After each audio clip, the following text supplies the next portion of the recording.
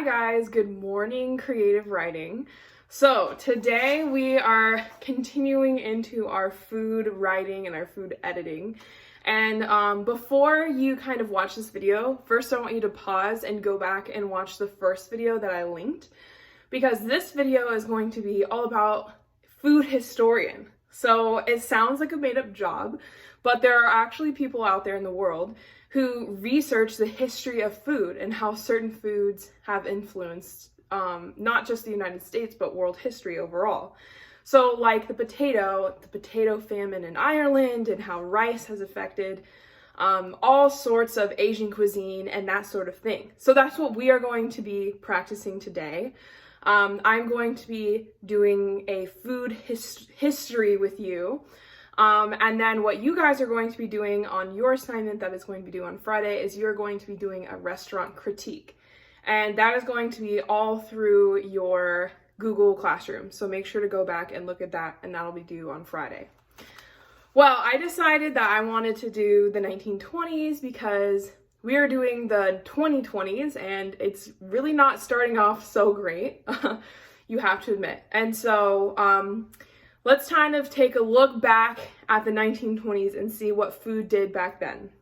So, in the 1920s, we're thinking of like the Roaring 20s, speakeasies, flappers, that whole thing. And so scientists are starting to research into vitamins. People are starting to buy more fruits and vegetables and milk. In 1922, they figured out a way to freeze food, and now they're coming out with refrigerators so you can have foods that aren't quite as fresh, that they can last as long, and you can freeze them and still taste more fresh. Farms are going to be producing more than ever, and they finally figured out how to can food perfectly after World War I, because this is in between that time period. So the Roaring 20s is going to be great prosperity and everything. It's not going to be like the Great Depression and the 30s. There's also a lot of things that were invented that we can see in the supermarkets today. Like the Babe Ruth bar, Wonder Bread was created in 1920. Popsicles were created in 1924. Those Hostess cakes and Kool-Aid were created in 1927. And Velveeta, the cheese, like the really good mac and cheese, that was created in 1928.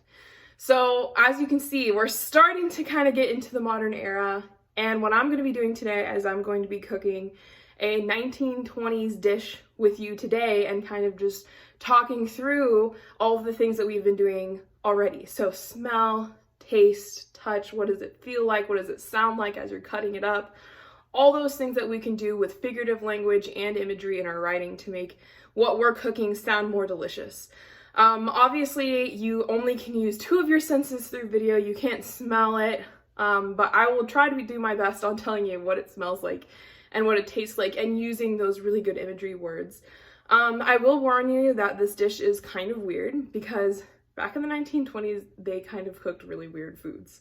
So just warning you, it's not normally something that I would ever cook, but hey, it's the 1920s. So this recipe came out of a 1924 cookbook called Mrs. Allen on Cooking, Menus, and Service.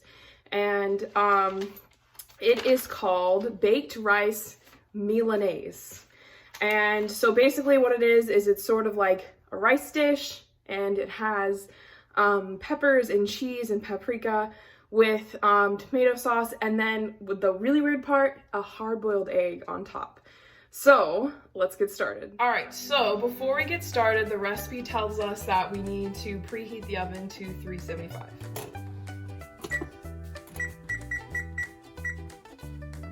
Okay, so next I'm going to boil the water for the rice. Okay, so I only have 1 cup of rice, so I only really need 1 cup of water.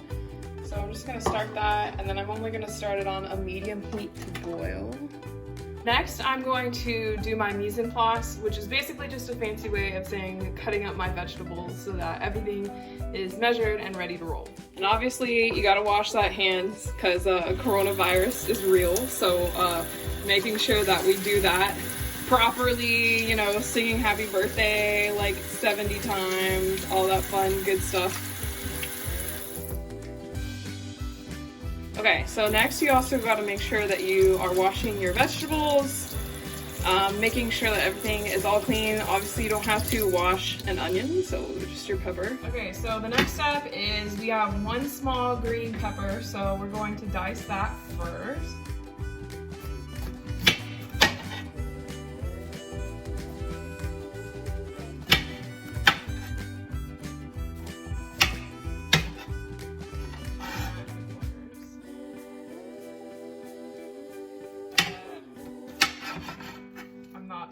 So I'm gonna go ahead and add 1 cup of rice to that. Make sure so we can cook our rice. Okay, so finished chopping up my green pepper. So I bought a big green pepper, but you're only supposed to buy a small one. So I actually ended up only cutting up and dicing about half of it. So I'm gonna put this aside. And now that our rice is in the pot, I actually turned off the heat and covered it so that the heat that was already in there can just cook the rice for us for a couple of minutes. And next up we have an onion. Okay, so this is just a sweet onion. And let's see, I just need 2 tablespoons of minced onion. So not actually that much onion.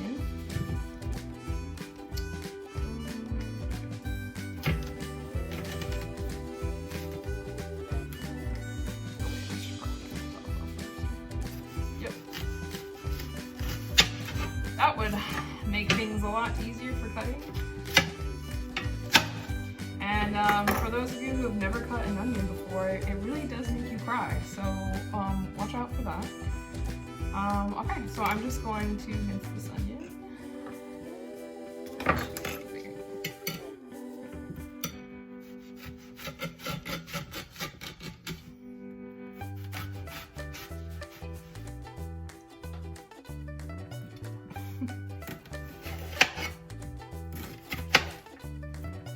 I know you're supposed to use a smaller knife than this. I do not have a small knife, so I'm just going to use this bigger knife.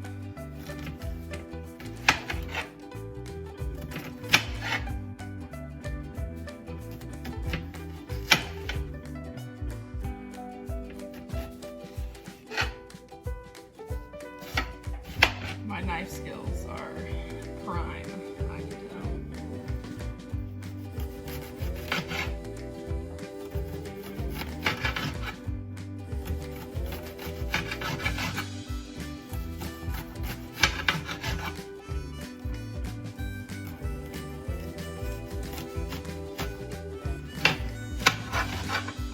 So I'm gonna keep going and finish dicing this onion. Okay, so I actually cut probably more than 2 tablespoons of onions.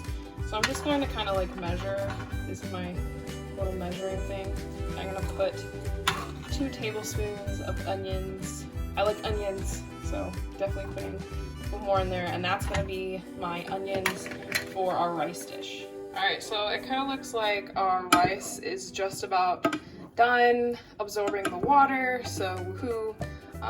So rice is done. So before I take a second to saute the veggies, I just want to kind of take a writing moment to look at the 2 colors between the 2. So what color would you use to describe the onion versus the pepper? How do you think that they would taste different? How would you describe it? That description of how you cook the onions, that smell of onions and peppers cooking in the air, what type of food do you think this food group would belong to? We have rice, peppers, and onions, maybe a Hispanic dish that you can describe. There's all different culture attached to food, as well as just the taste of the food itself. All right, so my next task is going to be sauteing the veggies. And so I'm going to be putting in a tablespoon of olive oil. Okay. And then I'm going to put in the veggies. Got my peppers. And then I'm going to have my 2 tablespoons of onions, which I already have chopped and ready to roll. And then I'm going to do medium heat and saute these bad boys up. Alright, so it looks pretty good. Our peppers are cooked. Our onions are cooked, almost to brown, so now that they're kind of browning, I'm gonna go ahead and turn our heat off. All right, so the rice is done cooking, and while we are sauteing our vegetables, I'm going to put in a half a cup of shredded cheddar cheese into our rice. And then I'm going to put just a pinch, it said paprika in the recipe, and I am all out of paprika, so I'm just gonna put just a pinch of red pepper to bring that spice in, and then I'm gonna mix it all up. It actually, I know that you guys can't smell it, but it actually does smell really, really good in here. So what we're going to be doing next is I'm going to be taking my rice, my cheese that actually has pepper in it, but you're supposed to put paprika. Let's see, putting that on the bottom. And then I'm gonna put my veggies, and I'm gonna put them in my baking pan as well. I'm gonna mix them up.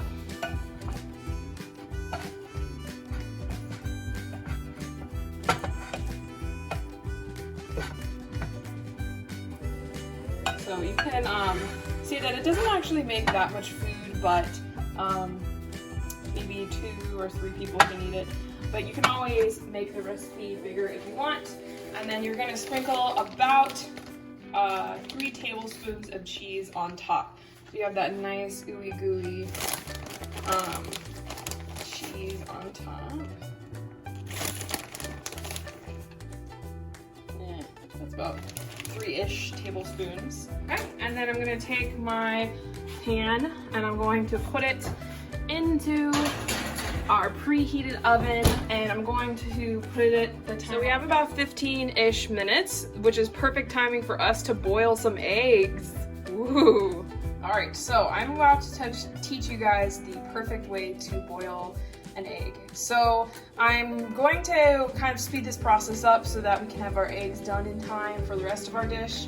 The first step is putting water in a big pot. It doesn't really matter the amount of water so much because you're just gonna be dumping it out, and then putting your heat on high, and then you're gonna put a little bit of salt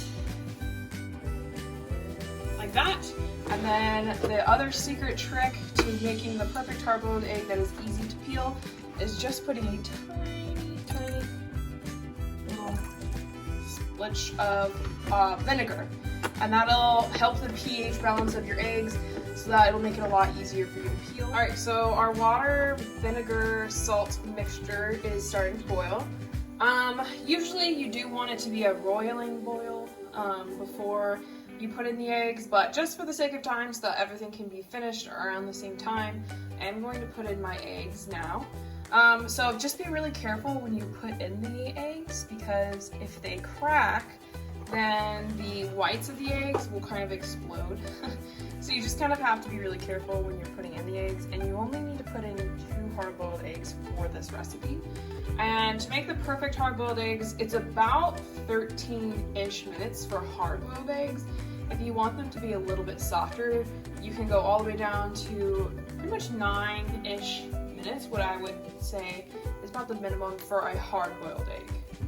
You can't smell it right now, but with the vinegar, it definitely is starting to smell like Easter in here with the eggs, because when you make those colored hard-boiled eggs during Easter time, you use vinegar. So our dish has rung, so it is time to take it out of the oven. Ooh, that yum cheesy goodness.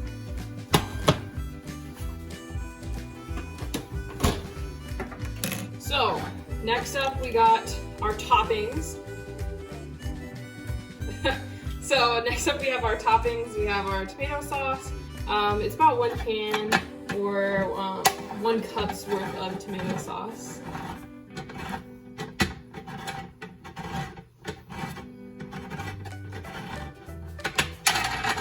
So we have our tomato sauce. And I am just going to pour this tomato sauce on top of our baked dish. I'm just gonna spread it out too.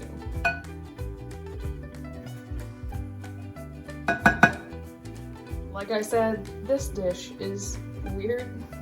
we'll see how it tastes. 1920s. Turns out they cooked weird food back then. All right, so our eggs have cooked for about maybe 15-ish minutes. I am going to take them out, and then I'm going to put them straight into an ice bath because that cools the eggs down enough so that you can take the shells off. And this is an example of what happens when there's a crack in the egg. It kind of explodes outward, which kind of looks cool, but it's also kind of gross. So you just put that right into the ice bath to cool down the egg before you can take the shell off or do anything else with it, really. So now that our eggs have cooled for a couple of minutes, I'm gonna go ahead and take them out of the ice bath, like so. And then I'm going to kind of dry them off because since they've been in the ice bath, they are going to be wet. So, and then you're also gonna probably have some water once you take off the shells. And kind of the best way to take off the shells is just kind of like roll them. And then, well, my egg kind of broke off that bottom half a little bit, but that's okay. That egg was the explodey one. And then, here's the one that didn't explode. Let's try this one. Kind of like that. And then since we used our vinegar and salt mixture, it should, hopefully, if I did it right, yep, should just come straight off like that. And then making sure that we have all the icky bits of shell off because nobody wants to eat shells. It's kind of gross. And there you go, you got your egg. So, then what I'm going to do, since this is our garnish on our dish, is I'm going to just cut the hard-boiled eggs in half. This is a cross-section of what it looks like, and the dish says in the instructions and the picture to just put it on top. So, yum. I have questions. Yep. So, 1920s dish finished. Yum. This is it. Let's try it out.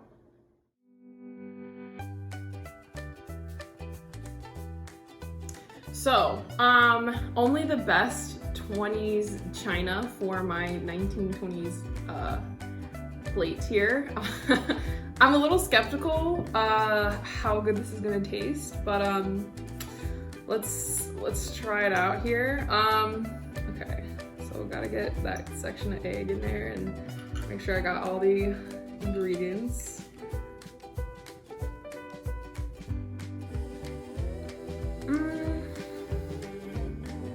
That's a taste. Probably not the egg. You might wanna put some sort of a spice in the tomato sauce so it's not just like egg and tomatoes. But not as bad as I thought. So this is an authentic 1920s dish from a 1920s food historian.